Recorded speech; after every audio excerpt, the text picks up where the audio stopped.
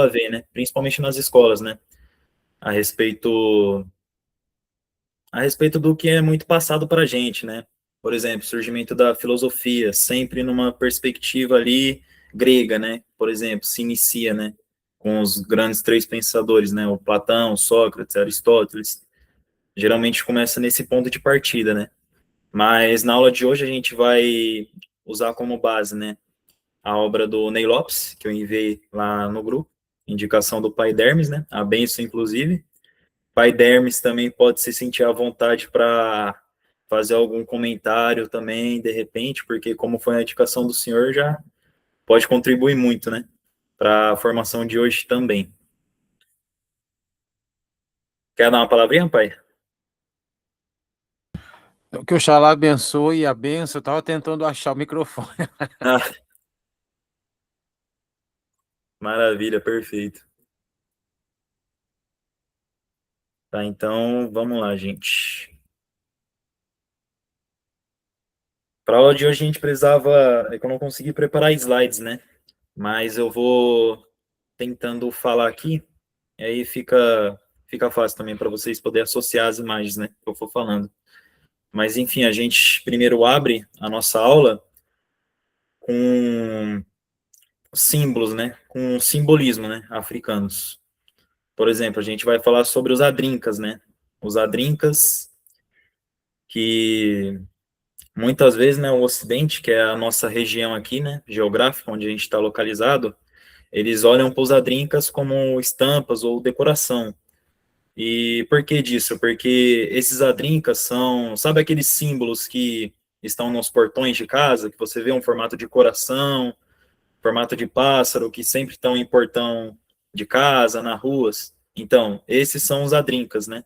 Esses são os símbolos que a gente vai começar falando sobre na nossa formação aqui. Só que os adrincas, eles não são só vistos como decoração, né? Eles são muito mais, né? Eles são um sistema de escrita e registro de valores também. A origem deles começa, né, pelos povos Akan, que eles vêm da região da Gana e da Costa do Marfim, né, do continente africano. E cada símbolo adrinca, né, o formato de coração, o formato de pássaro, os desenhos, né, os símbolos, eles estão ligados a um provérbio ou um conceito, né, filosófico profundo, né? E eles eram usados em tecidos, né? Tecidos de roupa, né? Arquitetura, pesos de ouro e utensílios também. E dentro da perspectiva do Ney Lopes, né, na obra dele, ele ressalta que o símbolo ele não é apenas uma representação morta, né? Ele é carregado de moio, que é um conceito que a gente vai ver no fechamento da formação, né? Que significa energia, né? Força vital. E quando você usa uma drinka, você está evocando aquela força e aquele conceito, né? Para a sua vida. Então, ele pode ser muito assemelhado como um exemplo, como as runas nórdicas também, né? Que tem esses desenhos também, né? Tem esses desenhos, essas simbologias. Então, eles entram dentro desse entendimento também. E o Sankofa, que é a imagem do pássaro, ele é ele é uma tradução, ele não é só uma imagem, né? Como eu disse, eles não trazem só o desenho, né, o simbolismo, mas eles também trazem o provérbio, né, a frase. E a tradução dele direta, né, para o português, para o nosso entendimento, significa assim, que não é um tabu voltar atrás para buscar o que você esqueceu. Dentro dessa frase, a gente pode interpretar de muitas formas, né? Mas é uma frase muito profunda também, né? Muito aprofundada, que liga, né, a relação do passado, né? Principalmente no nosso país, né? Que é um país que foi criado, né? Foi criado tendo a sua base, né? Com a escravidão, tendo uma história de sangue, entendeu? E um passado que houve uma tentativa, né, de tentar apagar esse passado, né? Para os dias atuais. Porém, é justamente no passado, né, que a gente pode, né, conhecer sobre a nossa ancestralidade, sobre as lutas do passado, né? sobre o povo, né, que formou também o país, né, que são os povos originários, né, os grupos indígenas e os próprios povos africanos também, né, que foram traficados, né, do seu continente para vir trabalhar como uma força de trabalho de modo forçado, né, contra a vontade deles, né. E, por exemplo, para um povo, né, que sofreu o apagamento da escravidão, o Sankofa, que é o símbolo do pássaro, ele é o simbolismo que ele traz é como uma ferramenta de libertação, significando que o passado ele não é uma corrente que prende, né? Mas é um reservatório de inteligência também, né? Ele é um grande campo de inteligência, conhecimento. E dentro da imagem do Sankofa, o pássaro, ele muitas vezes carrega um ovo, né, no bico dele. E esse ovo ele representa o futuro, né? Ele representa essa noção de um futuro, né, que vai ser construído, né? Que esse pássaro, né, precisa olhar para as raízes dele, né, para o passado, entendeu? Então ele traz essa simbologia, entendeu? Que o futuro continua e também ligando, né, com toda a nossa atualidade, né? Que tudo que a gente constrói hoje, todo ensinamento que a gente propaga, um ensinamento que a nossa formação do Odessa Bi está passando hoje, ela está plantando, né, boas colheitas, né, para se colher futuramente. E, e eu trago umas provocações também, que eu vou passar aqui no chat, tá? Para ficar melhor, deixa eu abrir o chat aqui. Vou passar algumas provocações para a gente ir refletindo também, tá? Sobre cada bloco, né, que a gente for explorando aqui. Aí, primeiro eu soltei aqui. Aí vocês podem ir pensando, se vocês quiserem responder nos comentários também, podem ficar à vontade, tá? Agora, passando para o próximo bloco, né, entrando mais a fundo no conhecimento do saber africano ancestral, a gente vai falar sobre o osso de Ixangô, que é ele também é chamado, né, nas tradições, em outras tradições, né, de osso de Xangô, né, do próprio orixá também. Ele é descoberto em 1950 por um arqueólogo na região de Xangô, que era próximo ao lago Edward, que é no atual Congo, né, na República Democrática do Congo, né, país de Congo. E a data dele é de 20 mil anos atrás. Então, ele, por exemplo, ele é um artefato, ele é um objeto matemático muito antigo, entendeu? E é muito anterior, por exemplo, à matemática convencional que a gente estuda, né, na escola, que a gente vê o surgimento, né? Não sendo esse surgimento em África, né? Por exemplo. E as principais utilidades desse osso, ele era um osso, né, que era um osso de um primata, né, de um babuíno. E sobre esse osso, os povos que utilizavam ele faziam escrituras, né? Faziam escritos. Ele era utilizado como uma calculadora, calendário. Ele tinha várias utilidades. Só que quando a gente olha para isso, né? Para esse artefato, né? Para esse objeto cultural, né? Africano, a gente vê as utilidades dele aqui, ó. Nele, ó, já tinha números primos em 20 mil anos atrás. Isso é totalmente fora da caixinha, né? Para dentro do que a gente já conhece, né, do que a gente é ensinado. E uma das colunas dele, né, tem vários risquinhos, né, por exemplo, né, que o osso é um osso da perna, né, de um babuíno, então ele é muito longo e tem vários risquinhos, né. Cada risquinho representa uns números, né, contém números, né, primos. Por exemplo, o 11, o 13, 17, 19, e é a primeira evidência na história de que um povo, né, aquele povo entendia que os números são divididos por eles mesmos, né? Também tinha conceitos de aritmética, né? Outras colunas presentes no osso, eles mostravam um agrupamento que sugeriam somas, subtrações, operação de dobrar valor, ou seja, as operações matemáticas, né? Ele também tinha uma utilidade muito interessante, que era a respeito de também servir como uma tecnologia feminina, né? Pelo número de marcações, ele tinha uma medida de tempo também, né? Um tempo que é contado em luas, por exemplo. Para as pessoas, né, que são, tá a Carla, né, que tá me ajudando também, né, que tá ajudando a gente, tá mostrando no perfil dela, ó, as imagens do osso de Xangô, tá bom, gente? Então vocês podem dar uma olhadinha, ó. Falando sobre a questão da medida de tempo, né, que ele tem, ele mediu o tempo em ciclos lunares, né? Então, por exemplo, para as pessoas, né, que são de povos de terreiro, né, que estão na nossa formação hoje, e para quem também não é, muitas entidades elas têm uma forma de compreender o tempo de uma forma diferente do que a gente compreende, né? Do convencional, né, que é ensinado a gente, né? Muitas entidades medem o tempo por luas. Então, por exemplo, eles falam, em daqui 20 luas vai acontecer alguma coisa. Essa medida de tempo pode ser, dependendo da entidade, né, do entendimento, do conhecimento da entidade, pode ser em dias, semanas, meses, ano.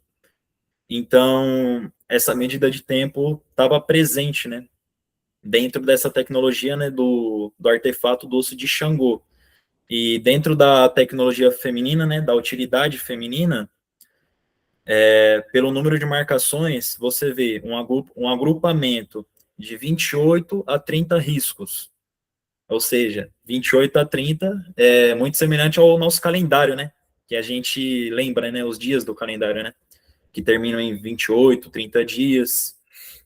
E muitos pesquisadores, eles argumentam que o osso, ele era usado para rastrear o ciclo lunar e o ciclo menstrual da mulher, entendeu? Colocando a mulher africana como a primeira cientista em matemática da humanidade. Porque o conhecimento, o saber africano, ele também tem muito disso, né? Sobre centralizar, né? Muito a figura da mulher, né? Como um grande conhecimento matriarca, né? Matriarca, né? Que vem do início do conhecimento da mulher, né? Entende? As próprias religiões também, né? De matriz africana, o próprio candomblé, ele gira muito em torno da figura da mulher, né?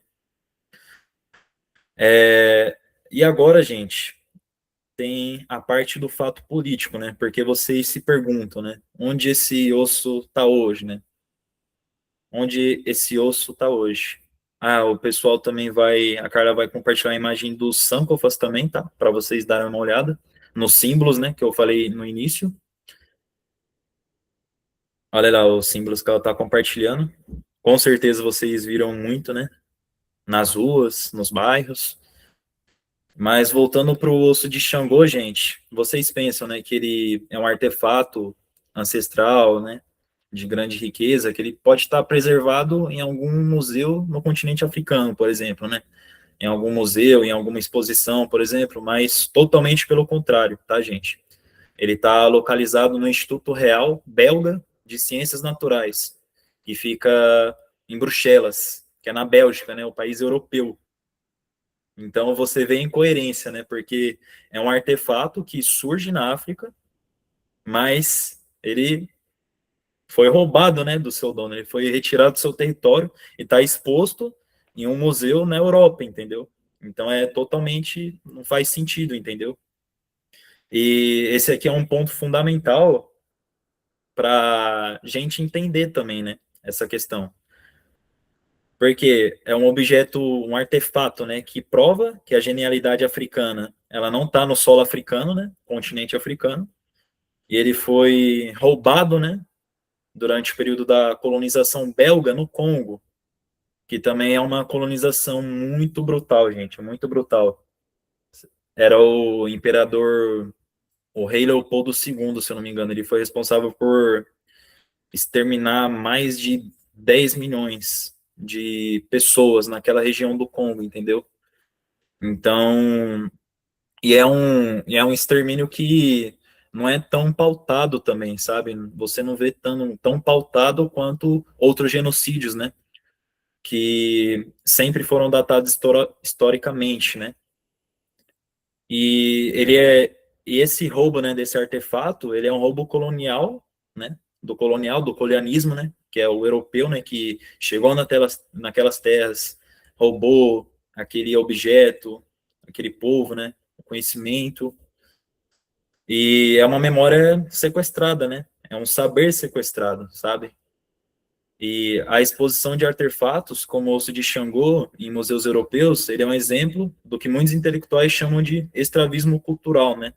Então, é um conceito, né? Um grupo de ideias que os intelectuais transmitem aqui para a gente, né? E na Europa, ele é visto como uma curiosidade arqueológica, né? No Congo, ele seria um símbolo de identidade e orgulho nacional. Então, por exemplo, quando você expõe esse artefato na Europa, ele só é visto como qualquer objeto, por exemplo, como qualquer objeto que você bate o olho, observa um pouco e depois você retorna para sua casa, né? Retorna para o que você estava fazendo, né, no seu dia a dia. Mas em solo do Congo, né? No Congo, ele ia ser um símbolo da identidade do orgulho nacional, né? Porque olha só tudo que ele representa, toda a riqueza de conhecimento, de ancestralidade, de saber africano, né? De 20 mil anos atrás, né? Que ele representa, né? Que ele carrega consigo. E a colonização, ela não chegou, não invadiu apenas os países, né? Para roubar os minérios, as pessoas, para escravizar. Mas ele roubou a riqueza, né, o saber de um povo. E quando se expõe esses objetos na Europa, né, eles ainda trazem, né, a narrativa que a África é atrasada, né, que a África é um continente que está atrasada, que é justificável, né, toda a pobreza que muitos países, né, passam hoje, sendo que tudo isso são cicatrizes abertas, né, feridas abertas da colonização, né, em solo africano, né, em continente africano. E atualmente tem muitos movimentos de países africanos, né, ativistas, movimentos sociais, que eles estão exigindo os artefatos religiosos e científicos, né, como os bronzes de Benin e o próprio osso de Xangô, que eles retornem às suas terras de origem, né? Que eles retornem às suas terras de origem, têm que ser, que eles têm que ser devolvidos, né? Porque isso é um roubo, né? Não só um roubo material, né? Mas um roubo de uma cultura de um povo, de uma riqueza e principalmente de um saber, né? Muito antigo. E eu vou soltar a próxima provocação aqui, tá? Quanto a esse tema aqui. Soltei aqui, calma aí, não foi.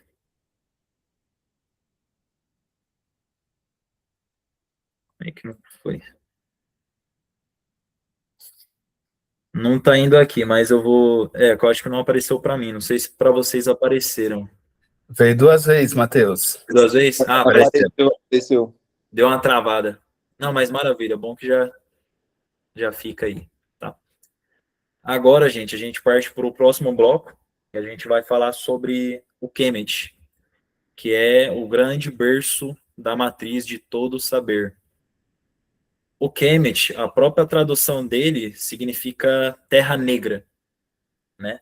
E o Ney Lopes, na obra dele, ele enfatiza, né? Ele diz que o Kemet ele foi o primeiro grande sistema do saber humano, enquanto a Europa ela ainda engatinhava, né? Ela estava em formas de se organizar, né? Organizar sua sociedade social, forma de organização simples. E as margens do Rio Nilo, eles já abrigavam universidades, né? Observatórios astronômicos, sistema jurídico complexo. O termo de Kemet, como eu disse antes, né? Ele se refere à terra negra, né? Devido a ser uma terra fértil, né? Ela era tão fértil, né? Quanto o tom de pele dos habitantes também, né? E quando a gente retoma esse nome, devolver o Egito à África, né? Porque o Kemet, ele é o que o Egito é hoje, né? Ele é o que a região do Egito é hoje.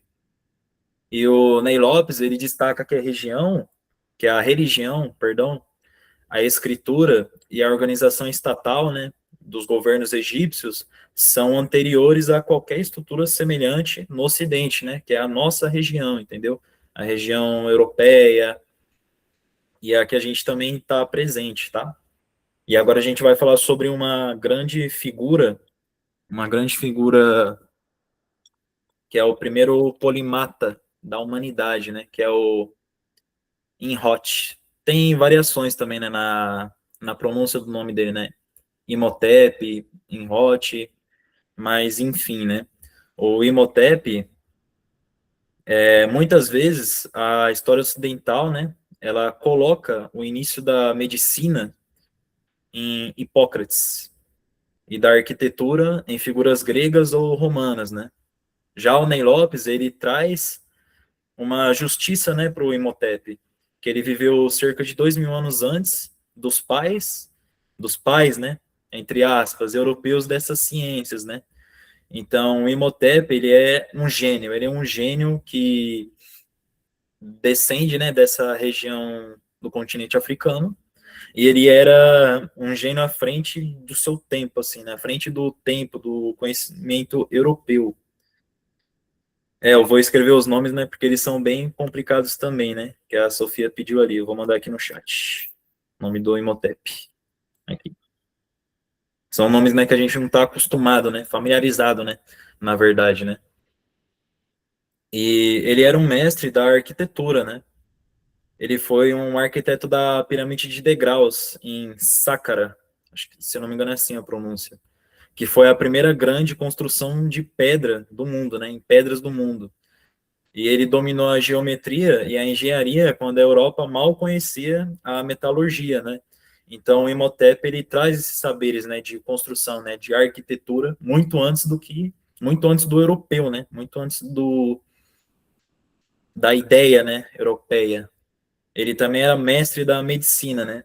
Muitos pesquisadores, né, muitos estudos arqueológicos, eles apontam que o Imhotep, ele é o provável autor do Papiro de Edwin Smith.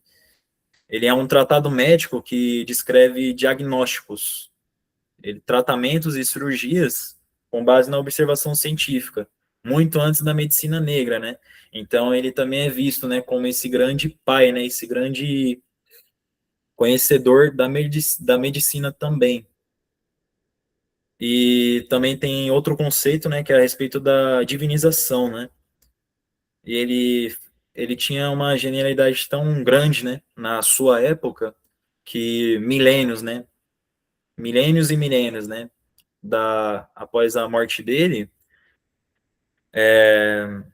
ele foi deificado no Egito e mais tarde ele foi associado pelos gregos ao seu deus da medicina, Esculápio.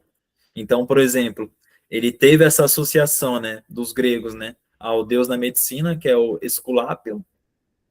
Então ele foi divinizado, né? O conhecimento dele era tão grande, né? Era tão vasto naquele momento que ele foi simplesmente divinizado, né? E a gente entra na parte dos filósofos gregos também, né? Eles eram como estudantes de intercâmbio, né? Na perspectiva aqui do Ney Lopes também, né? E o Ney Lopes, ele desconstrói essa ideia, né, do milagre grego, né? Ele reforça, né, ele traz esse reforçamento que a filosofia e as ciências, elas não brotaram, né, elas não nasceram do nada, né, na Grécia. Elas foram aprendidas no solo africano, ou seja, filósofos gregos viram em África todo aquele vasto conhecimento, tudo aquilo que todo aquele conhecimento, todo aquele saber, né, principalmente que o Imhotep propagava, e eles estudaram, né, todo o conhecimento dele, entendeu? Então, aqueles filósofos gregos, né, eles são como estudantes, né, de intercâmbio, né, que vão para outro país, né, outra região, aprender sobre os saberes do Imhotep, né? E tem a questão também da alfabetização na Grécia, tá? As figuras como Pitágoras, o Tales de Mileto, Solon e o Platão, todos esses grandes filósofos, eles passaram décadas estudando nos templos egípcios, sob a tutela de sacerdotes negros, né, sobre a supervisão de formadores, né, de professores, né, ensinadores e educadores negros. A tradução dos conceitos, né, o que a gente entende, né, o que a gente vê lá na escola também, né, sobre a o teorema de Pitágoras, ou a geometria euclidiana, todos esses conceitos, esses entendimentos, né, eles já eram aplicados nas construções das pirâmides milênios antes, né, muitos anos antes, né, da, do surgimento, né, desses conceitos europeus, né. A própria ideia de logos, né, que traduz como razão, né, no grego, e a ética moral, eles derivam do conceito egípcio de Ma'at, que eu vou mandar aqui no chat também, que é um conceito que significa equilíbrio, verdade e justiça. Vou mandar a próxima provocação também, aqui no chat, que já destravou, agora está aparecendo certinho para mim.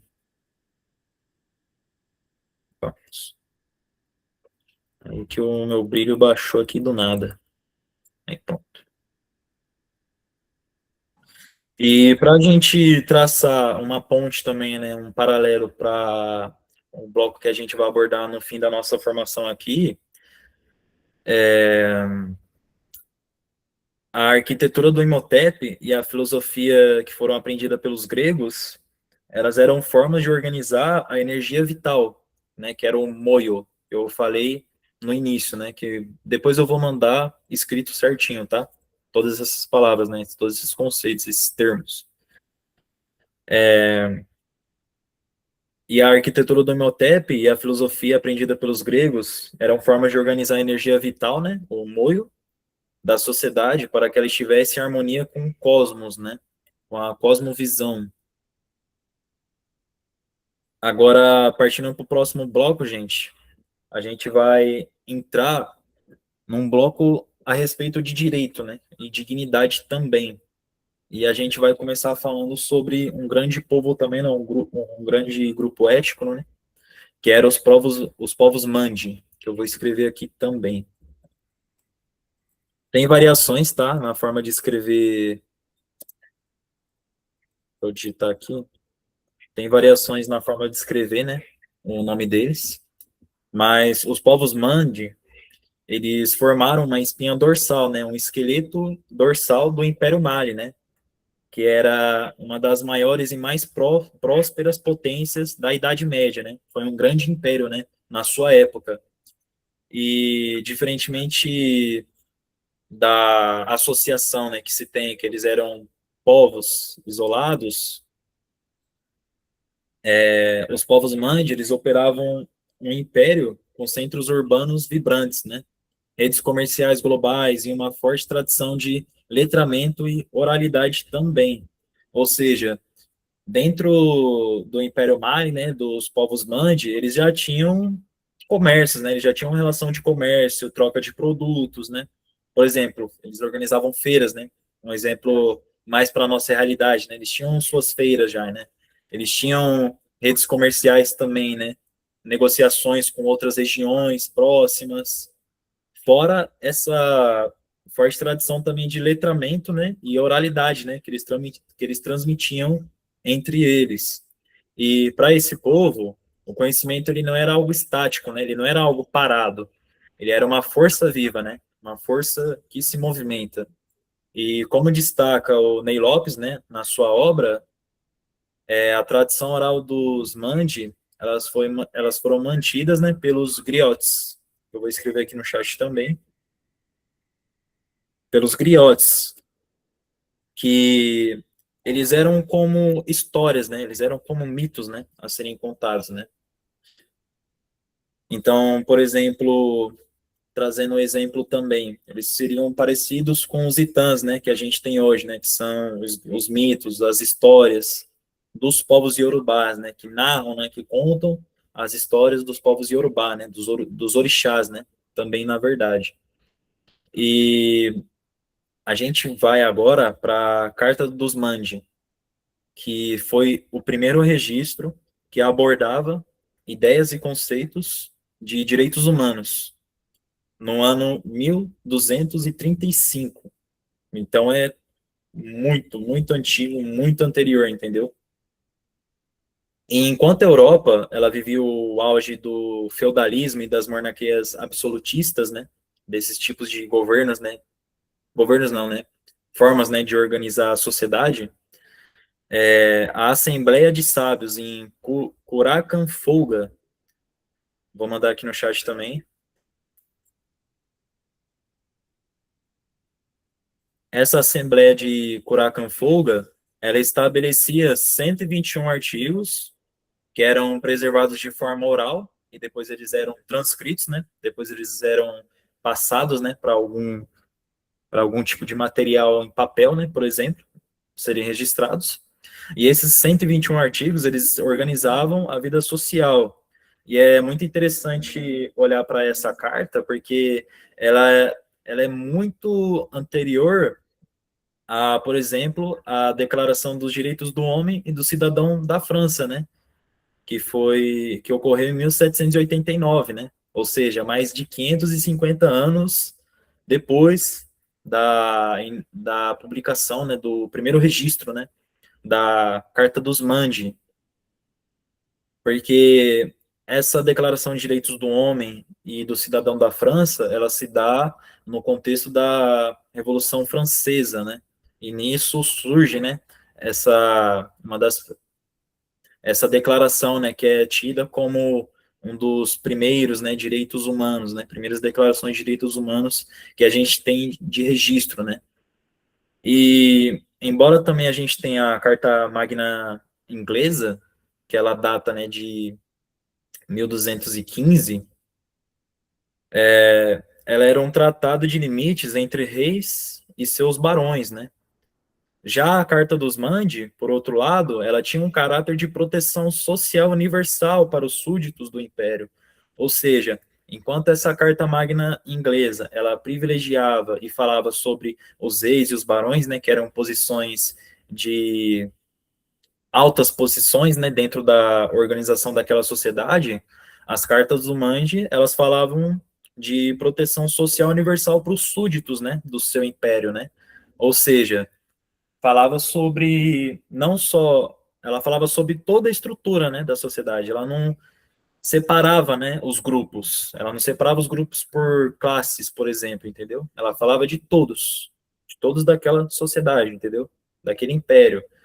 E partindo para o conteúdo, né, para os pilares que a gente tem dentro da Carta dos Mandi, a modernidade da carta que ela traz, né, em paralelo com a nossa atualidade, ela impressiona por tocar em pontos que o Ocidente, né, a visão europeia, ela só viria trazer no início do século XX, né, que é de data, né, de 1900, né, início de 1900.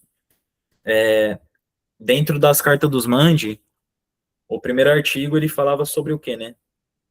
Ele falava sobre a inviolabilidade da vida. O artigo 5 ele afirma categoricamente que toda vida humana é uma vida, estabelecendo o direito sagrado à existência e à integridade física, proibindo o maltrato gratuito. Ou seja, a Carta do Mandi, nessa época, ela já falava sobre o reconhecimento do valor da vida, né? Sobre o direito à vida, né?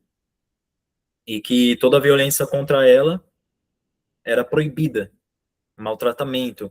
E também falava sobre os direitos das mulheres, tá? Em um período de forte patriarcado global, né, que é uma visão, né, onde os homens geralmente, né, sempre ditam as regras, né, ditam como a sociedade vai tocar, né, vai se andar. O artigo 16, ele estipulava, né, e dizia que as mulheres deveriam ser consultadas e associadas ao governo, reconhecendo sua importância na fundação da sociedade. Ou seja, na Carta dos Mandi, a gente vê o reconhecimento também, né, da figura da mulher, né, da, da importância da fala dela, né, da importância da presença dela, da importância da opinião dela, reconhecendo isso, né. Também falava sobre alimentação, né, segurança alimentar e econômica, né. A Carta estabelecia o combate à fome como um dever do Estado. A ideia era que uma barriga vazia, ela não conhece leis, né. Portanto, garantir o sustento era garantir a paz social. E fala, né, sobre a fome, né, sobre o combate à fome também, né, aqui, né. muito interessante também, né? Como o combate à fome, né? Como um povo alimentado, né? Garantia a paz social, né? O sustento, né? E também o texto, ele também falava sobre educação e liberdade. Ele previa a liberdade de circulação e o dever da transmissão de conhecimentos, fundamentando o que hoje chamamos de direito à educação e ao ir e vir, ou seja, direito que todos têm educação, né? Todos têm que ter uma educação de qualidade e pública também, e também sobre o direito de ir e vir, né? Então a gente vê, né, como a Carta dos Mandi, elas tinham muitos conceitos, né, que para a gente é normal, né, dentro da nossa atualidade hoje. Mas desde aquela época, desde os primórdios daqueles anos, eles já traziam todos esses conceitos, né, de direitos humanos, né, de abordagem de direitos humanos. E articular a Carta dos Mandi, né, como o primeiro registro de direitos humanos, ele é um ato de justiça epistemológica, né? Ela prova que a noção da dignidade humana, ela não dependeu do iluminismo europeu para existir, né? Ela não dependeu da iniciativa europeia, né? Ela é muito anterior, né? Ela tem suas raízes, né, fundamentadas ali. E dentro da perspectiva do Ney Lopes também, isso se conecta com o conceito do vitalismo, né? Que é a lei africana, que ela não serve apenas para punir, mas para manter, né, o moio, a energia vital da comunidade em equilíbrio. Se tem fome ou injustiça, né, a energia do coletivo adoece, ou seja, traz nessa perspectiva, né, de todo, né, de toda aquela sociedade, né. Se tem um povo, se tem alguém que está passando fome, que está sendo injustiçado, logo toda a energia social ela adoece junto, né, devido a esse entendimento que eles tinham, né, da energia vital, né, do moio, né, que todos, né, tinham essa força, né, dentro de si mesmos. E soltando a, deixa eu ver. Ah, maravilha, já soltou a provocação ali no texto, tá? Tava procurando justamente ela agora. Maravilha. Oi, Matheus. Deixa eu fazer uma provocação junto. Aham. Eu estava fazendo um comentário aqui com o Kleber, eu acho que todos também têm essa noção da Carta da ONU, né, sobre os direitos humanos. Então, Uhum. na realidade, quando a ONU fala que ela copiou da Revolução Francesa, na verdade ela foi copiada dos povos Mandi, né? Que é Sim, Mandin, né?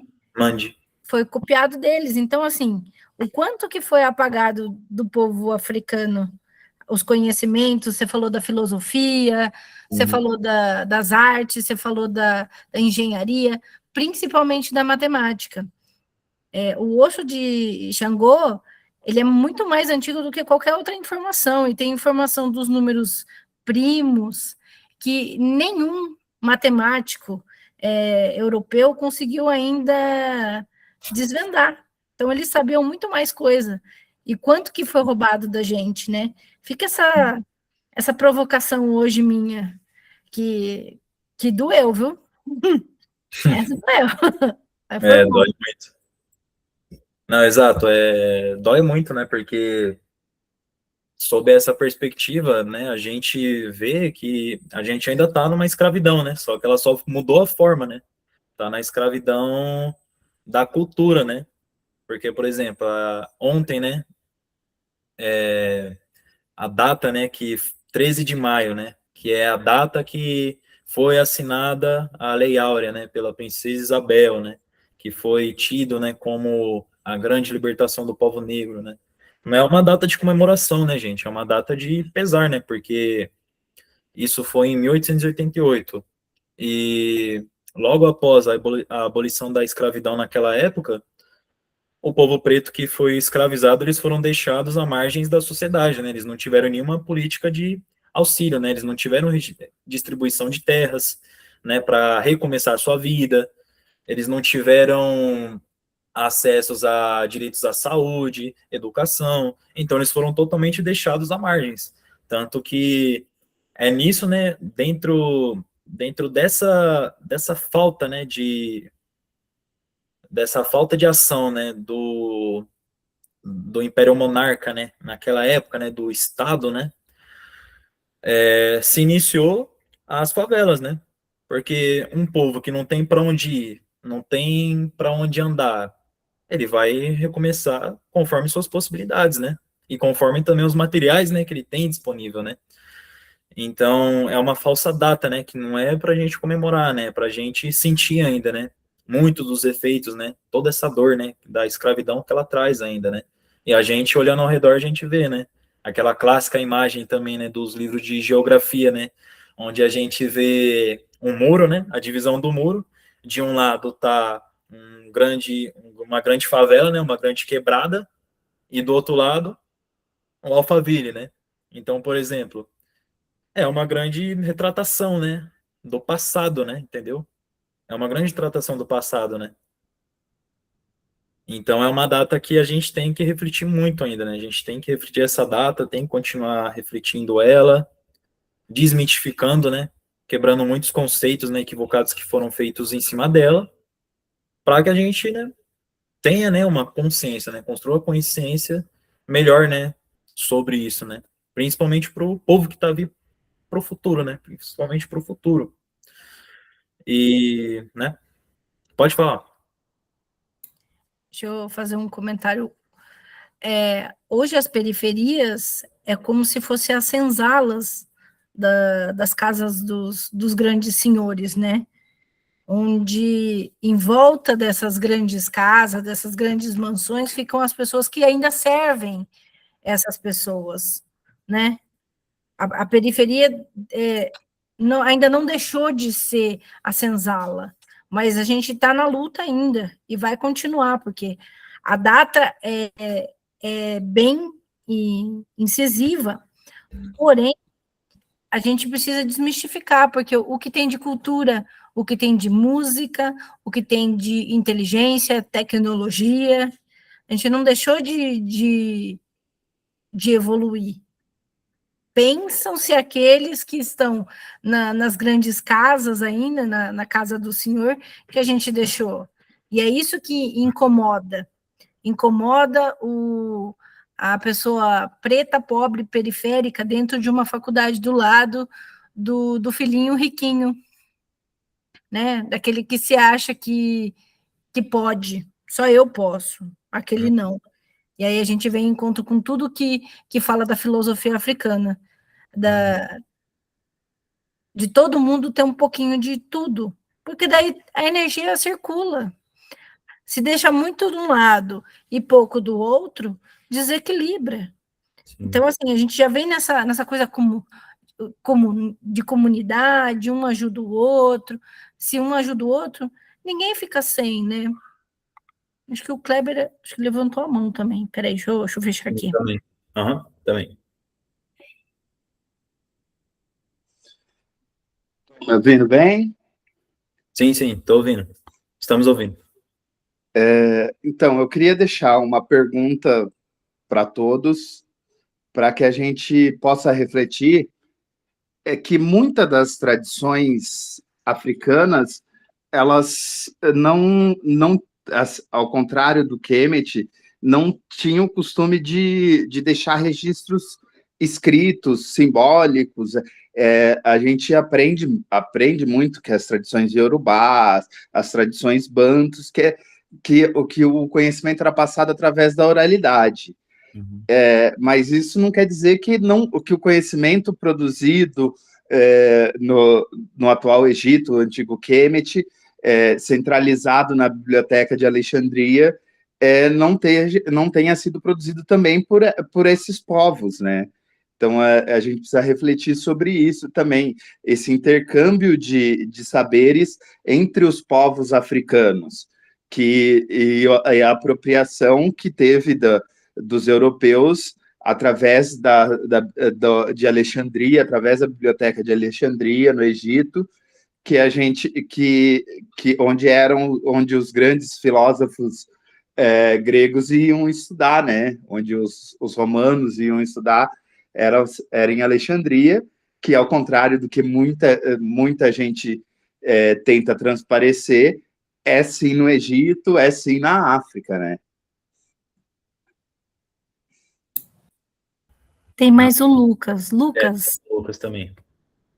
Eu Pode falar. obrigado pelo espaço para poder falar.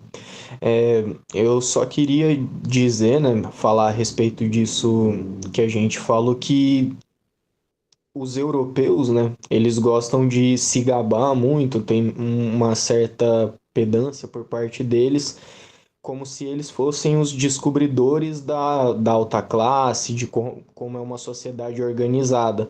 Como o Matheus falou, vários povos originários ao redor do mundo. A gente falou aqui de povos da América, os Mande, falamos de povos africanos que já tinham uma tradição tanto de ciência quanto de sociedade extremamente avançada, mas por não ser feito de uma maneira que era pela vista europeia, que é através da escrita, de uma tradição acadêmica, de uma tradição que agrade as elites, não foi visto como um exemplo de civilização.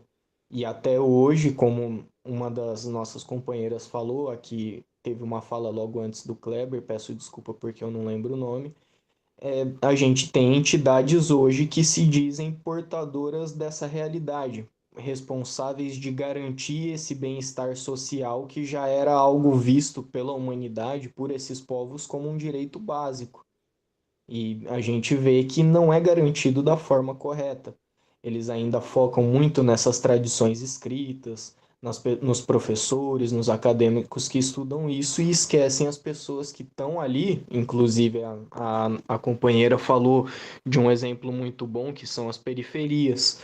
A gente consegue ver muito mais os povos da periferia, as pessoas, comunidades da periferia, as ONGs, com um trabalho muito mais avançado do que uma organização das Nações Unidas, por exemplo. A luz que eu queria trazer, né, o holofote que eu queria colocar era justamente nessa parte. Hoje, a gente tem organizações até internacionais com recursos quase ilimitados, mas que são usados de forma estranha, de forma que não garante esses direitos realmente. A gente percebe muitos interesses paralelos dentro dessas organizações. Eu gostaria também de trazer essa dúvida minha própria, que é de como esses povos, existe um paralelo de como esses povos Mande, os povos africanos se organizam, existe um paralelo entre eles e, por exemplo, essas comunidades periféricas que a gente tem hoje no Brasil, as ONGs que trabalham com essas comunidades, com as crianças, com os jovens e com as pessoas mais velhas que vêm desse tipo de cenário.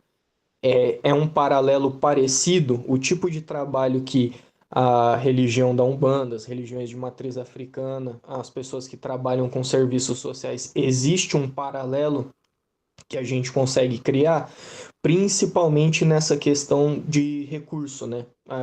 A gente sabe que essas pessoas têm que se organizar por conta própria, através do trabalho, da comunidade, da união, e não pela enxurrada de recurso que entidades mais poderosas recebem. É isso mesmo. Muito obrigado pelo espaço. Com certeza. Obrigado pela fala, viu, Lucas? Fala muito importante também, muito enriquecedora, né, para o nosso debate também, para tudo que foi debatido.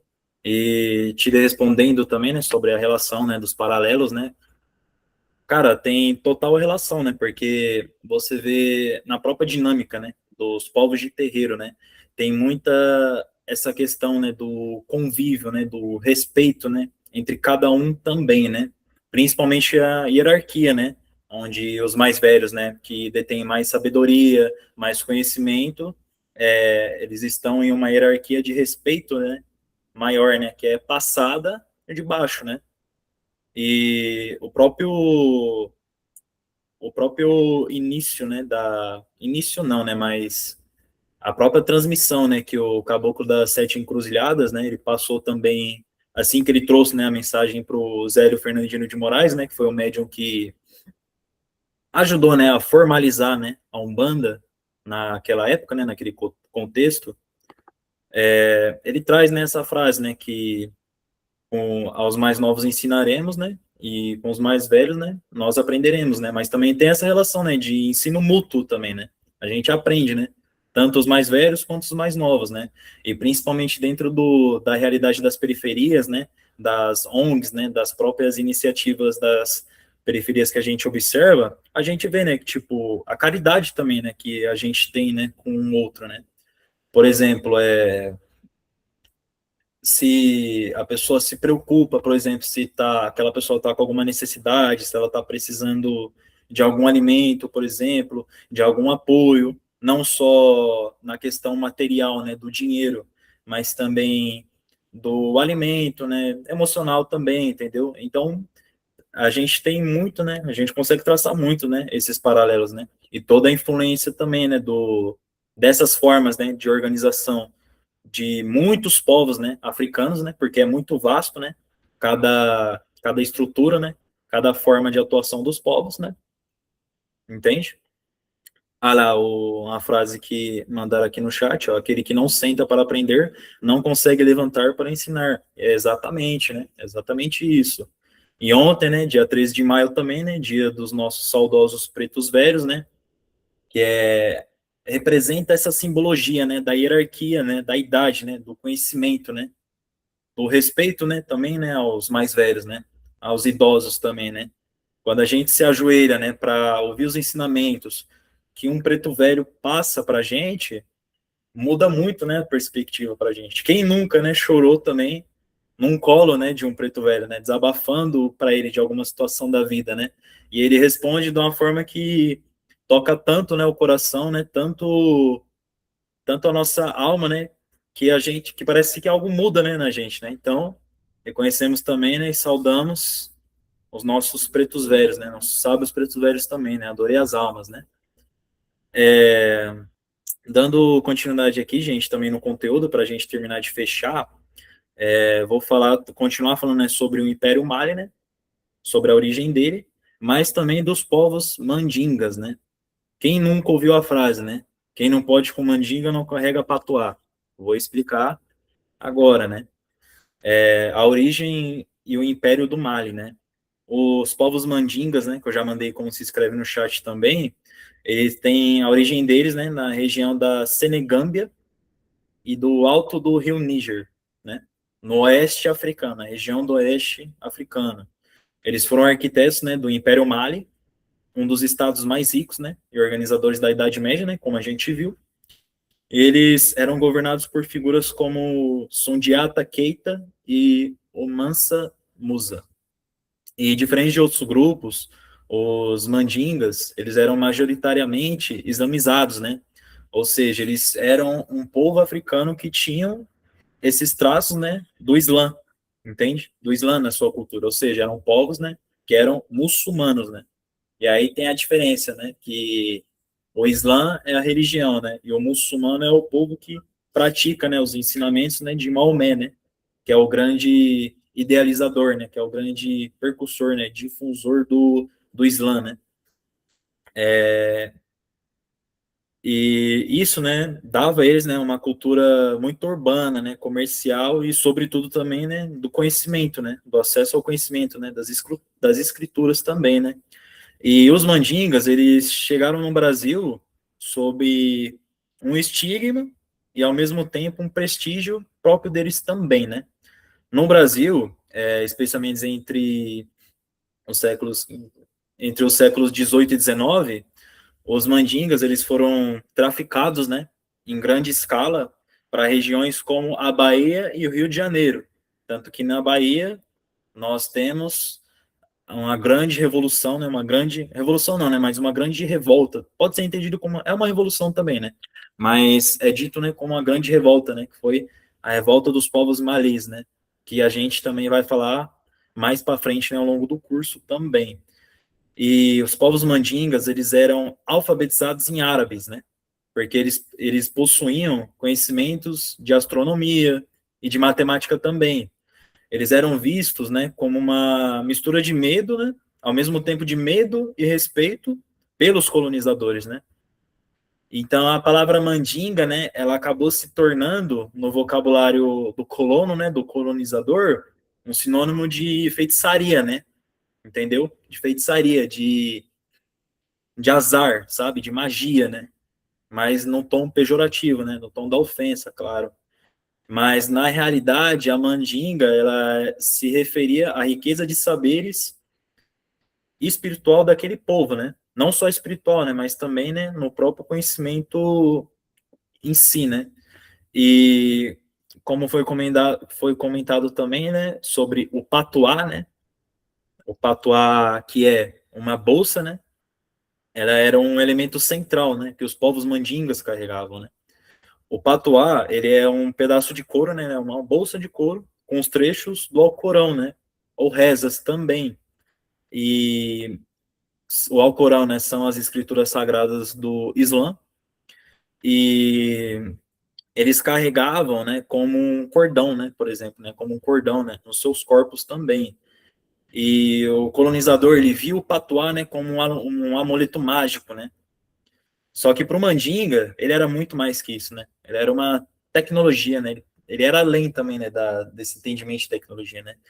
Ele era um amuleto, né, de fé e proteção também, né? O patuá, ele era o símbolo de um povo, né? Que mesmo escravizado, ele mantinha o domínio da letra e da conexão com o divino através da escrita também.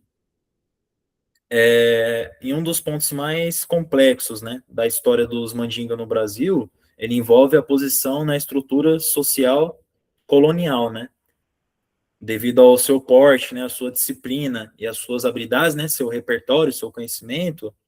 Alguns desses mandingas, eles eram recrutados para funções de confiança, né, dos colonos, né, como por exemplo os capitães de mato, né, que eram pessoas, né, que geralmente poderiam ser ex-escravizadas, né? Pessoas, né, na verdade, libertas, né? Mas que foram escravizadas, né? Mas que conheciam, por exemplo, rotas de fuga dentro da mata, as florestas, né? Também, né? E isso era um grande conflito, né? Porque, por exemplo, aqui, ó, escravizados de outras etnias, né? De outros grupos, de outros povos, né? Do continente africano, eles tentavam fugir das senzalas se disfarçando como os mandingas, né? Tentando se passar com os mandingas, né? Porque os mandingas, eles tinham uma vestimenta muito característica também, né? Principalmente pelo patuá, né? De proteção que eles carregavam, né? Então, eles, essas pessoas escravizadas que tentavam fugir, né? Elas se disfarçavam como os mandingas, né? Só que aí tem um pulo do gato, né, nisso, né? Porque os verdadeiros mandingas, né? As pessoas, né, que eram mandingas mesmo, né? Faziam parte desse grupo étnico, na função do capitão do mato, quando eles abordavam um suspeito, né? Que eles viam ali, né? Que suspeitavam da conduta daquele suspeito, eles faziam um teste, né? Ou seja, eles falavam: se você é um mandinga mesmo, leia para mim, né? Os trechos do Alcorão, né? Reza para mim, né? O Alcorão em árabe, tá? Então, se aquele indivíduo, né, não conseguisse ler ou identificar as passagens do Alcorão, ele era desmascarado, né, como um falso mandinga, né? E para os mandingas, né, verdadeiros, né, de fato, o domínio do árabe, ele não era apenas uma língua, né, mas ele também era o selo da sua linhagem, do seu espírito, né? Até porque todos os ensinamentos do Alcorão e do Islã são transmitidos, né, através da língua árabe. E daí que surge a frase, né, o ditado, né, o provérbio também, e o que a gente vê, né, também presente nos pontos de Umbanda, né? Quem não pode com mandinga, não podia carregar o patuá, né? A mandinga, né? E a mandinga, nesse sentido, é toda a origem, né? Toda a identidade daquele povo. Então, daí que se explica, né? A frase, né? Quem não pode ir com mandinga, não carrega patuá. E o Ney Lopes, ele destaca que essa capacidade, né, de articulação, né, entre a fé, a escrita e a organização política fez dos Mandinga figuras centrais em revoltas, né? Como eu disse, né, as dos malês que a gente vai ver mais tarde. E eles provaram que o conhecimento africano, ele precede, né, e supera, né, ele vem antes, né, e supera em muitos aspectos a estrutura que tentou dominar eles, né? Utilizando a própria educação, né, que eles tinham, né, o próprio conhecimento, o próprio letramento, né, como ferramentas de sobrevivência, né, dentro do território brasileiro. E foi soltada também a provocação aqui no chat, né, podem ir lendo também. respondendo, que a gente já vai encaminhar para o nosso fechamento já, tá? E depois a gente vai abrir a roda de conversa, né? Pode falar. Fazer um comentário bacana do que a gente está vivendo, né? A gente tem as universidades em greve, né? E realmente, quem detém o conhecimento tem poder, Sim. né? A gente vê muitos governos aí não querendo que a gente tenha esse poder. A educação leva a gente a lugares inimagináveis. Então, para eles era isso. É um medo, não é da força, não é da violência, não é de derrubar um sangue, é de ter a inteligência, de ter a astúcia, de saber como lidar com certas situações.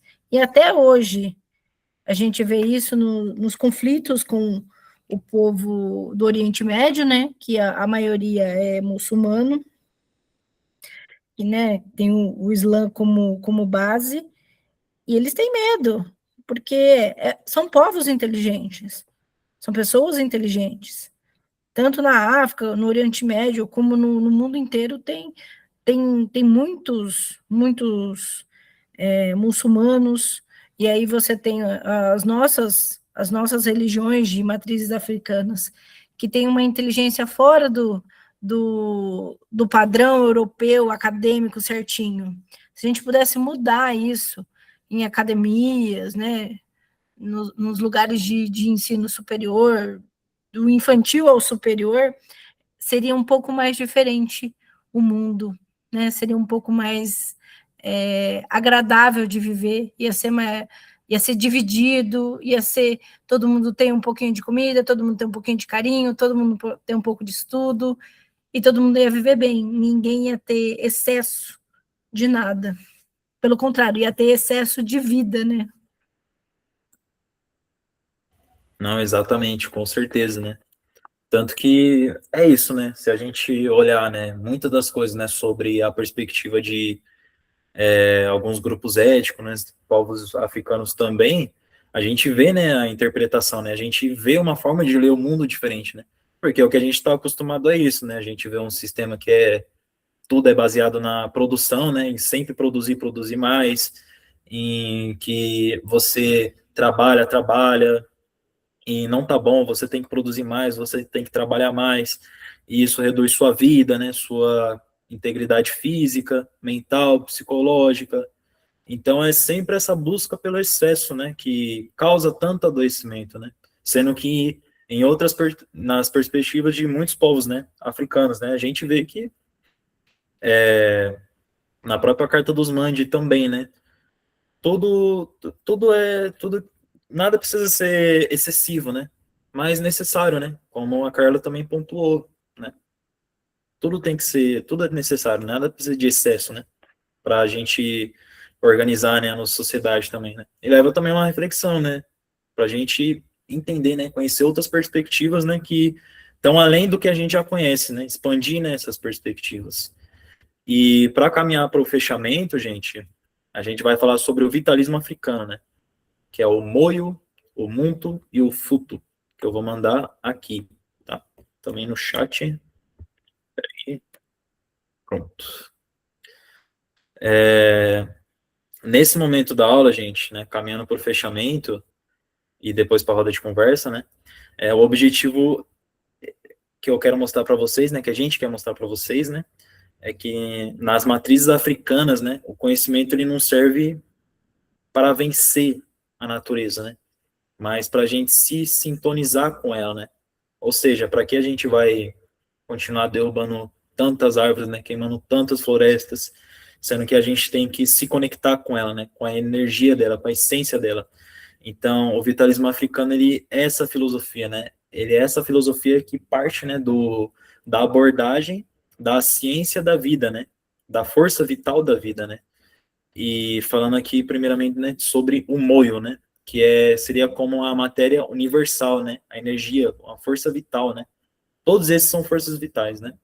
Para o Ney Lopes, o moio, ele é a chave para entender o universo banto, né? Dos povos banto, né?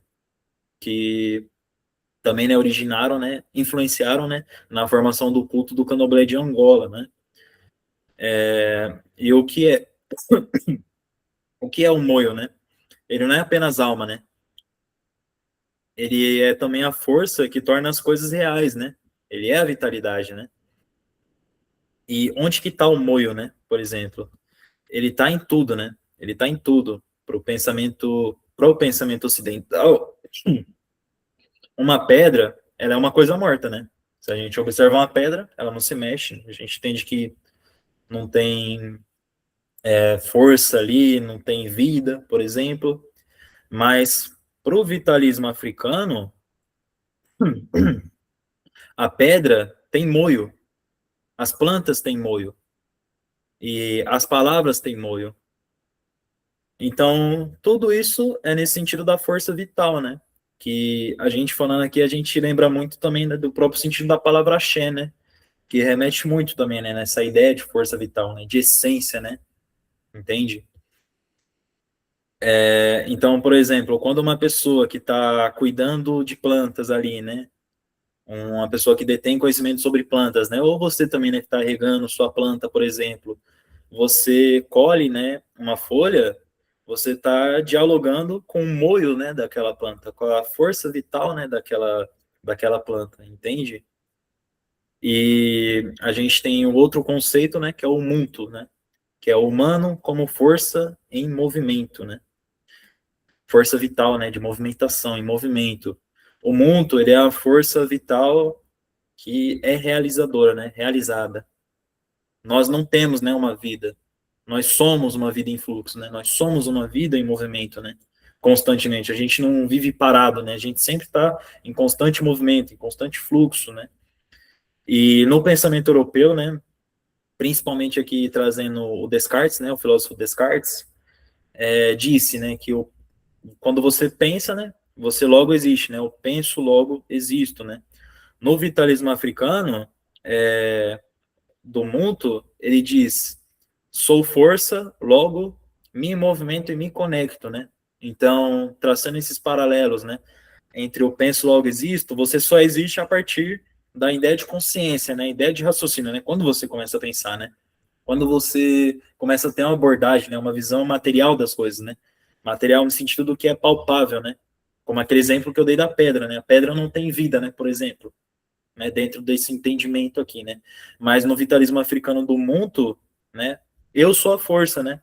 Então, logo, eu me movimento e me conecto. Eu sou a força que me mova, né? Para me conectar com a natureza, com a minha vida em si, né? Com essa força vital, né, que me rege, né? Certo? E partindo pro próximo, pro último, né? Futo. Futo. É a terra como o saco dos segredos, né? E é uma das metáforas mais belas também, né? Da obra também que o Ney Lopes, né, aborda, né? Traz esse conhecimento para a gente também. Imagina a Terra como um futo, né? Futo nesse sentido, um embrulho, né? Um saco de pano amarrado, né? Por exemplo. Dentro desse saco, o Criador, ele colocou tudo que é necessário para a cura, alimentação e a sabedoria. Então, por exemplo, traçando os paralelos com o que eu falei, né, de nada precisar ser excessivo, né, mas sim necessário, né, entende? Nada em excesso, né? E também traz esse conceito do segredo, né? O nó, né, que se dá no saco que está lá dentro, o ser humano, ele não deve tentar desatar esse nó, né, com força, né, pela força bruta, ou seja, traçando os paralelos, né, pela exploração destruidora, colonial também. O sábio é aquele que sabe tatear, né, o saco e retirar dele o que é preciso com permissão. Ou seja, traçando esse paralelo também, né, com os recursos da natureza, né? A gente não precisa matar a natureza para viver, né? A gente só precisa extrair o necessário dela, né? Extrair o suficiente para construir casas, por exemplo, né? E não propagar isso em massa, né? Em grande escala, né? Causando esse desequilíbrio, né? Do futo, né? Da terra, né? Enquanto o modelo europeu, né, ele tenta rasgar o saco, né, ou seja, né, o que eu disse, né, destruir a natureza para extrair os recursos dela, né, para reverter em lucro, né, a matriz africana, né, esse conhecimento, né, africano, ele ensina a respeitar o mistério do Futo, né? Entende, gente? E para fechar, né, e dar abertura também para a roda, né, para mais comentários, né, eu vou mandar a próxima provocação aqui também, ó. Essa aqui eu vou falar, né, porque já está no final. Eu quero que vocês levem o conceito do vitalismo, né, no livro do Ney Lopes, né, que eles nos ensina que não estamos em um mundo de objetos, né, mas em um mundo de forças, né. Então, dando um resumo aqui que eu vou mandar aqui no chat, tá, ó. Quando falamos de moio, estamos falando que nada é coisa, né? Tudo pulsa, né? Tudo se movimenta. Quando falamos de mundo, estamos dizendo que você é uma força capaz de agir sobre esse impulso, né? Sobre essa força vital do moio. E quando a gente fala de futo, lembramos que a Terra é um reservatório de cura, né? Que exige respeito, né? É a nossa casa, é o nosso lar, né? E a ciência africana que a gente viu hoje, né? Toda a matriz do conhecimento, né? Do saber africano, do osso de Xangô, da carta dos Mande, ela não foi feita para construir máquinas de guerra, né? Para construir explorações de recursos da natureza, mas para garantir, né, que o moio, né, a força vital, a movimentação, a força vital que movimenta, né, continue circulando com saúde, justiça, e se o conhecimento não serve para manter a vida viva, para a matriz africana, ela não é sabedoria, né? Então, eu queria agora abrir a nossa roda de conversa também. O pessoal pode comentar. Se quiserem escrever, podem escrever também, levantar a mão para falar, tá? Acerca de tudo que a gente discutiu hoje, né? Que a gente trouxe muito repertório também, né? Muito conhecimento, né? Na formação de hoje também.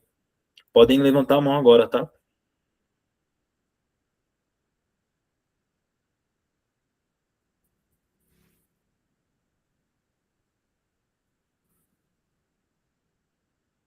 Ninguém quer falar, pessoal?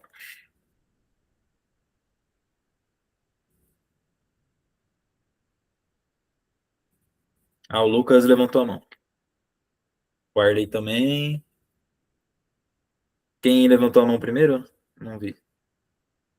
Não, pode deixar o Wiley falar. Eu realmente só queria parabenizar a fala que realmente foi repleta de muito conteúdo bom. Esclareceu muita coisa que eu estava pensando a respeito de como cada linhagem dessas culturas trata a energia que sente das coisas, como elas afetam a gente, como a energia que vem dos objetos, das ferramentas, do ambiente ao nosso redor afeta a gente, como que isso forma a nossa identidade, como que isso forma a identidade das pessoas ao nosso redor. Era só parabenizar mesmo, não tenho muito para falar, não.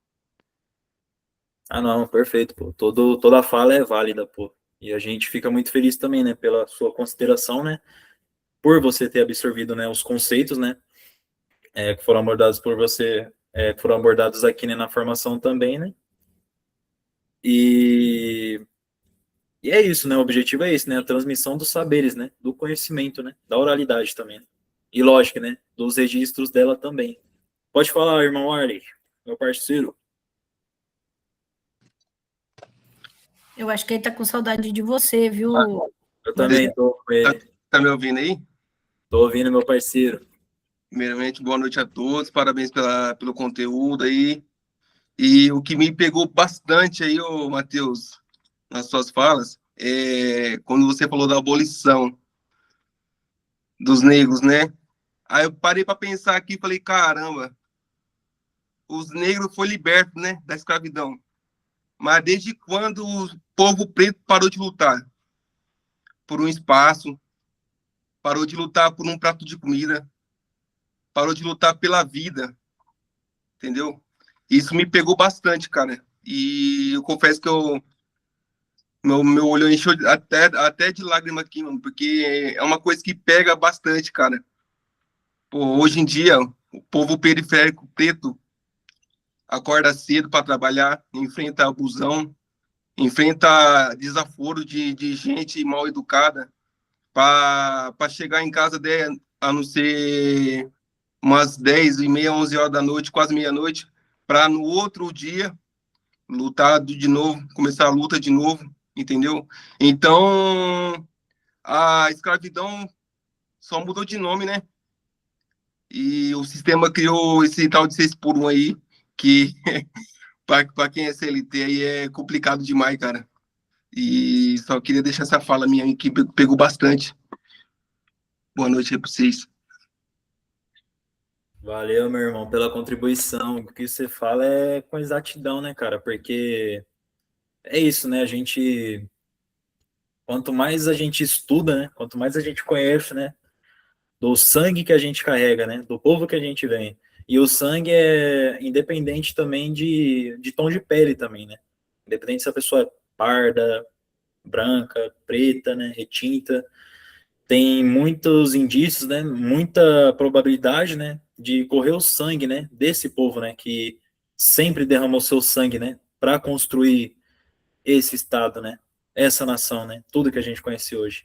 E como você disse, Warley, também a luta continua, né, irmão? A luta continua, o racismo, né? Como a gente falou na aula de letramento racial, né?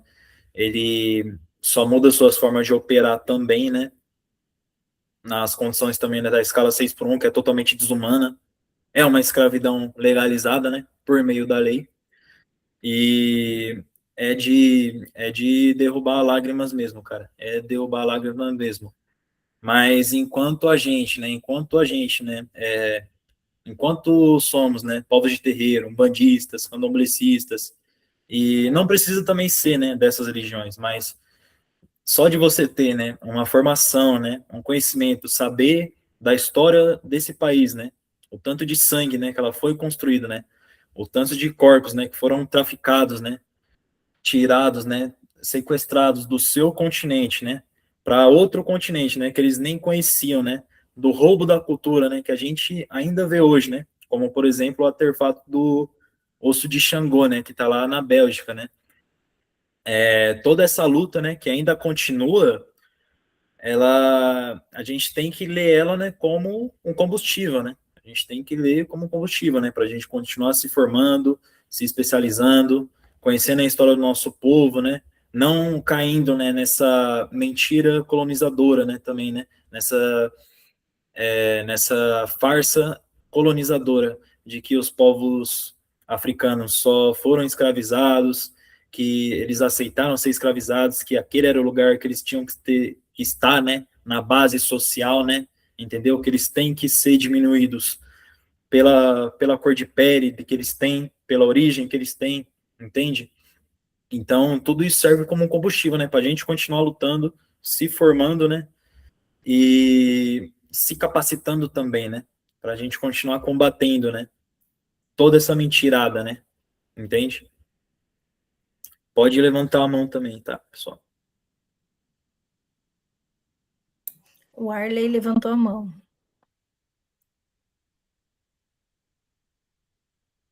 Eu acho que ele não abaixou. Não, eu não. Algo mais. Desculpa aí. Ah, tá, não tinha abaixado. Não, tá de boa, meu irmão. Vai falar algo, madrinha? Eu vou falar uma coisa muito importante. A gente precisa saber da onde a gente escuta os nossos conhecimentos, porque tem muita gente disseminando mentiras, a famosa fake news, né? E a gente sabe que a fake news é crime, a mentira é crime. Como tem uma rigidez muito ética de falar sobre isso, eu posso estar enganada, mas como é que a gente vai colocar uma mentira para uma população, para o nosso povo de terreiro, para o nosso povo das outras religiões que têm um fundamento bom, que têm propósitos bons, né? A gente está falando de terreiro porque nós somos, e quem gosta também das religiões de matrizes africanas. Mas todos os povos, os cristãos, os muçulmanos, os hinduístas, os budistas, acho que todo mundo que está nesse veio vai fazer o que é certo. Então, a gente falou muito de educação, de roubo, né, que é um roubo isso, não tem muito o que ser tão diferente, mas que eu tô tão pegada com essa coisa de falar mentira, então, assim, a gente precisa combater isso. E a gente combate com o quê? O bom combate a gente combate com a verdade, mostrando, com fontes seguras, né?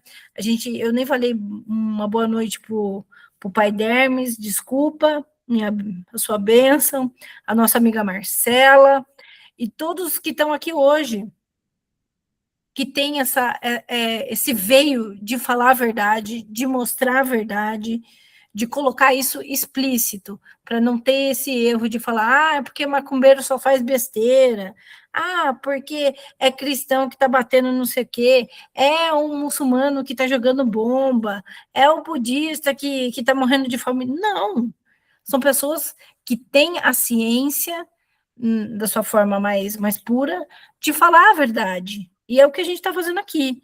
Você, o Kleber, todo mundo que participa aqui junto. Eu aqui estou só de mediadora, mas eu gosto muito de ouvir isso, porque a gente vai transmitir, sim, em uma grande rede, a verdade. E eu fico muito feliz com você e com todo mundo que está participando. O Arley, que sempre dá uma contribuição maravilhosa, porque é de vivência. O povo de terreiro, o povo de luta, é vivência. Então, a gente não aprende nada, igual eu coloquei, a gente não aprende nada se a gente não sentar, a gente não levanta para ensinar se a gente não senta. Então, hoje a gente está sentado, amanhã a gente está de pé, menos o Arley, mas a gente está de pé. Eu sabia. Eu sabia que você ia falar, filho. Mas A gente não tá aguenta. não está na luta, filho? Todos nós aqui estamos. O pai Dermes escrevendo, a Marcela com os textos maravilhosos, com as lutas dela, o nosso amigo, o nosso camarada Lucas, que se encantou com o terreiro, e tem mais o que aprender, sim, e eu acho que todos que estão aqui em seu contexto, está aqui para aprender um pouquinho, porque a gente aprende ouvindo, a gente aprende lendo, a gente aprende conversando informalmente, mas tudo é um aprendizado de vida. Obrigada, viu, filho? Que minha mamãe hoje continua achando você lindo, maravilhoso, e dando esse conhecimento para todo mundo. Obrigado, Linda. Aí desse jeito eu choro, hein? Não pode fazer isso não, pô. Ao vivo aqui. Desse jeito eu me emociono.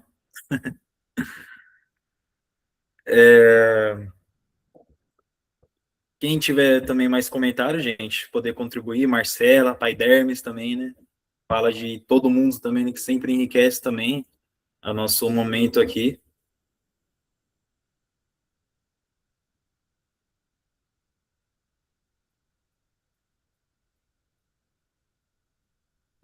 Eu gostaria de fazer um comentário agradecendo mais uma vez todas as contribuições, o quanto eu aprendo, e como é muita coisa, não dá para pegar tudo, mas então o final a gente lembra mais, né?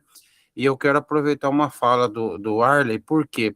Porque muitas vezes o terreiro acaba virando um fetiche de classe média, né? E que não entende tudo que está sendo discutido aqui, não porque não seja compreensível, mas porque não quer entender. E aí vai se perguntar, fala, mas o que isso tudo tem a ver com terreiro? E às vezes é a mesma pessoa que canta um ponto de tranca-ruas, né? Quanto sangue derramado no frio chão.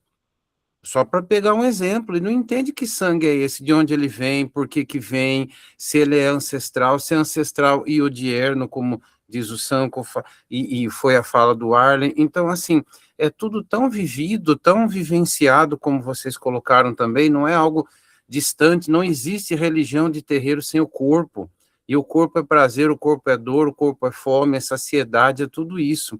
Então, a gente está aqui aprendendo e levando para os nossos terreiros, porque a gente vivencia, e não é só firmar vela ou rezar desconectado né? Eu sempre dou um exemplo assim, que a pessoa, ela chega ao terreiro, foi falar do preto velho, ela vai falar preto velho, uma mulher, eu apanho do meu esposo, do meu companheiro, não os enfia, então toma um passe, vai para casa e reza por ele, não é assim. Então, é uma questão vivencial que a gente pega na raiz, né? O corpo, a mente e o espírito. E pensando nas contribuições, nem tudo a gente, às vezes, tem em PDF, quando tem, divide, compartilha, né? Semana passada eu mandei algumas sugestões que vão para outros temas do futuro, que é o nosso cotidiano de hoje, com relação a essa ancestralidade tão bonita. Por exemplo, o trabalho do professor Muniz Sodré na área de comunicação, o terreiro e a cidade, e tantas outras situações, o próprio fascismo da cor, tem um que é o Pensar na Go, que é específico, porque a gente vem de uma riqueza muito grande, e principalmente nós, umbandistas, temos que pensar, se a Umbanda tem uma raiz muito forte, banto, congo-angolesa, por que a gente cultua orixá e não inquice? Onde é que se dão essas combinações, não é? E às vezes aparecem para nós modelos de decolonização que nada mais são do que novas colonizações, porque não respeitam essa diversidade que nós trazemos nos terreiros de modo geral, e principalmente na Umbanda, porque eu costumo dizer que a Umbanda é como o negro de pele clara, às vezes o branco não o aceita e às vezes o negro de pele retinta também, e aí nós temos uma crise de identidade muito grande, porque nós conjugamos essa miscigenação a ferro e fogo, né? Nem sempre foi evidentemente amorosa. Tem um outro trabalho do Ney Lopes aqui, que é a Enciclopédia Brasileira da Diáspora Africana, porque tudo que o Ney Lopes faz é enciclopédico, né? É um trabalho, assim, muito grande de quantidade e qualidade. O outro aqui, ó, Bantos, Malês e Identidade Negra, ele faz um recorte, mais para esses povos formadores da nossa afrocentralidade, digamos assim, nas Américas, né, afro-americanos, como foi colocado semana passada também pela Lélia. Aqui, os filósofos egípcios, vozes ancestrais africanas, do Imhotep e Akhenaton, é algo que a gente precisa ler e reler, por quê? Porque nós ainda entendemos filosofia ocidental vindo dos gregos e só e somente, né? E como foi demonstrado hoje pelo Mateus, não. Os gregos beberam na fonte e não citaram a fonte. Aí é um plágio, muito antes de ChatGPT já acontecia bastante.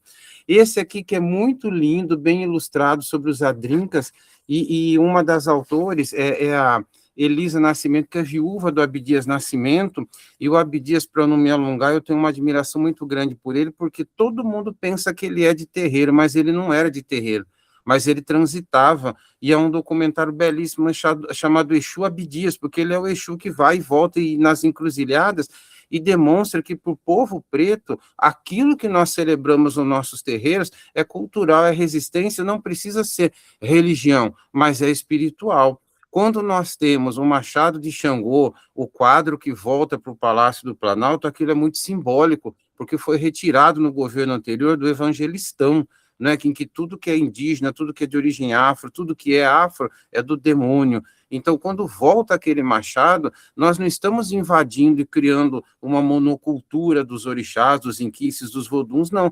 Nós estamos dizendo, nossos ancestrais trouxeram essa simbologia, essa tecnologia e essa beleza toda. Se eu sou de religião ou não, é uma outra questão, mas eu não posso negar de onde eu venho. Havia um arcebispo católico, eu termino aqui, que ele era negro, e ele tinha uma imagem de Preto Velho, citando Preto Velho mais uma vez, no seu escritório. E tinha gente que dizia para ele, o que é isso, Dom Pelé, que era o apelido dele? O senhor tem uma imagem de Preto Velho, isso é religião? Ele fala, não, isso é ancestralidade, não importa a minha religião, eu descendo desse carinha aqui, se eu não souber reverenciá-lo, como é que é a minha vida, como é que é a minha pele, não só a pele, a minha cultura, enfim. Então, a gente fala de ancestralidade. Infelizmente, cada vez mais se nega isso, inclusive dentro dos terreiros. É muito difícil, termino mesmo de verdade agora com isso. Às vezes, as nossas religiões de terreiro viram fetiches na mão do outro. Eu estou enjoado de ver a novela, o Supercine, a Netflix, então eu vou para o terreiro.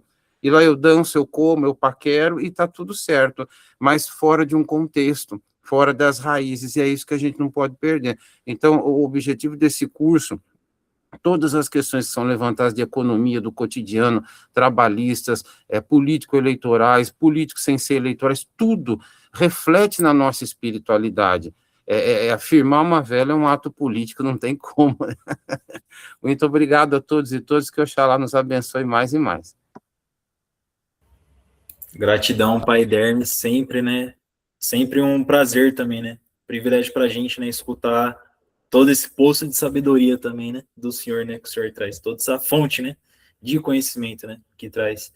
E durante a sua fala, pai, eu lembrei de um filme que com certeza foi um dos melhores filmes que eu já assisti, né, na minha vida, e também um dos grandes filmes do século também, né, que se chama Pecadores, né.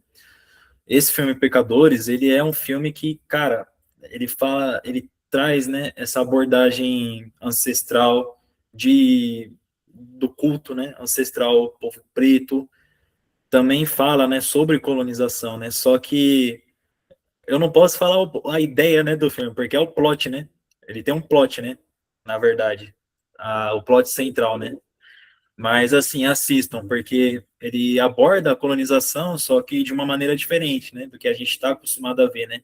Como, por exemplo, o europeu invadindo os demais continentes, escravizando aquele povo, se apropriando da cultura dele também, né? Como o pai Dermes também, né, citou de exemplo, né?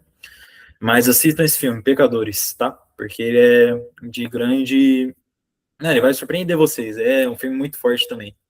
E me arrependi de não ter conhecido antes e não ter ido no cinema para ver, porque é um filme muito bom mesmo, gente. Mais alguma fala, gente? Mais alguma contribuição que alguém gostaria de fazer?